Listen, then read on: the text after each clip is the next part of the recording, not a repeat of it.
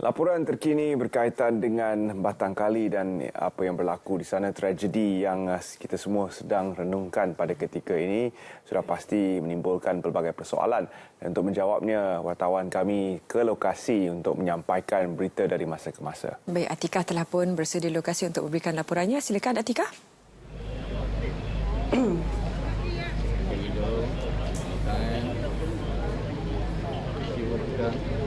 Terence Zaleha memasuki hari ketiga proses pencarian yang masih lagi berbaki mangsa yang terlibat dalam tragedi runtuhan di Fada Organic Farm masih lagi diteruskan dan kami petugas media masih lagi berada di sini bagi memberi perkembangan kepada anda dari semasa ke semasa.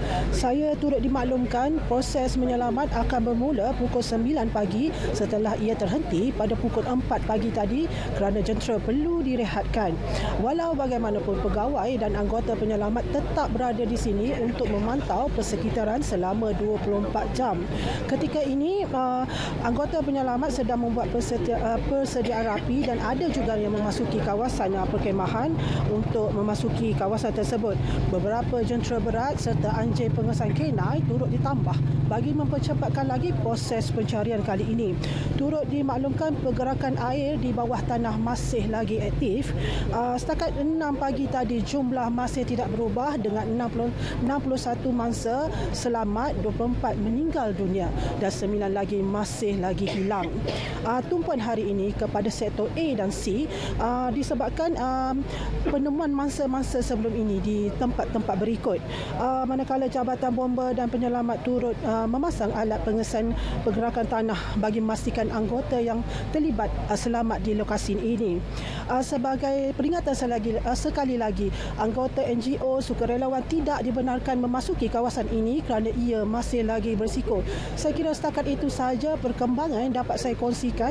Terus bersama kami di RTM bagi berkongsi kepada anda perkembangan dari semasa ke semasa. Terence Zaleha, terus kepada anda.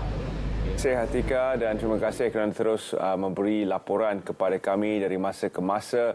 Ada di antara wartawan yang bertugas terpaksa menaiki motosikal pada hari pertama untuk sampai ke pekarangan lokasi kerana tidak tahu sama ada mereka boleh atau tidak masuk ke dalam kawasan-kawasan yang tertentu dan sememangnya keselamatan jurnalis ataupun wartawan kita sangat dititik beratkan. Namun dalam pada itu kita cuba untuk mendapatkan berita mutakhir daripada petugas-petugas keselamatan yang sedang bertungkus lumus. Seawal pagi, 3 pagi, 4 pagi mereka sudah pun ada di situ dan difahamkan bahawa yang pertama tiba di lokasi tidak nampak apa-apa kerana keadaannya gelap. Apa yang mereka boleh lihat adalah tanah semata-mata. Jadi ini adalah gambaran yang diberikan oleh seorang petugas keselamatan kepada wartawan kami. Dan koordinasi itu merupakan satu aspek yang sangat penting bila melibatkan usaha sebegini dan kita tahu ramai sebenarnya ingin tampil memberikan bantuan sama ada makanan kepada petugas keselamatan misalnya.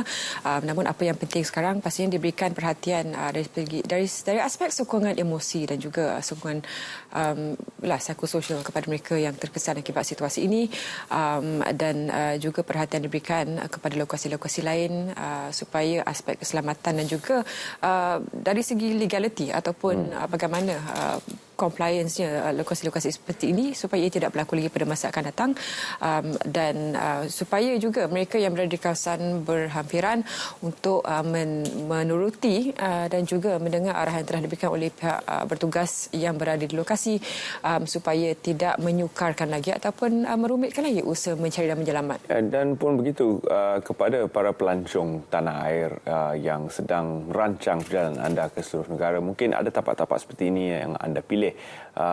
Perlu difahami apakah perlesenan yang diperlukan oleh setiap tapak seumpama ini dan apakah pensijilan yang perlu ada pada mereka supaya boleh menjalankan operasi sebegini dengan selamat.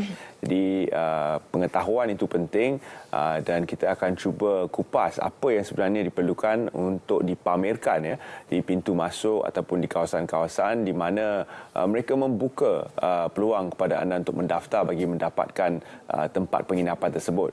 Seperti di hotel hotel pun kita lihat pelbagai sijil dipaparkan untuk tatapan semua pengunjung. Jadi untuk tapak-tapak glamping atau camping sebegini sekalipun sememangnya perlu ada pensijilan dan lesen-lesen yang penting yang perlu diketahui oleh umum mereka yang menjadi pelanggan kepada tempat-tempat ini. Dan satu lagi barangkali boleh kita budayakan tabiat ataupun sikap untuk memantau keadaan cuaca sebelum memulakan sesuatu aktiviti, dan kalau itu juga yang kami bawakan dalam Sahabat Indonesia juga sepanjang waktu di saluran RTM, bila mana sebenarnya Met Malaysia juga pun melancarkan aplikasi untuk anda muat turun ke dalam gadget masing-masing untuk kita memantau bagaimana apakah kesesuaian aktiviti kita itu dengan keadaan cuaca sekarang. Baik, seterusnya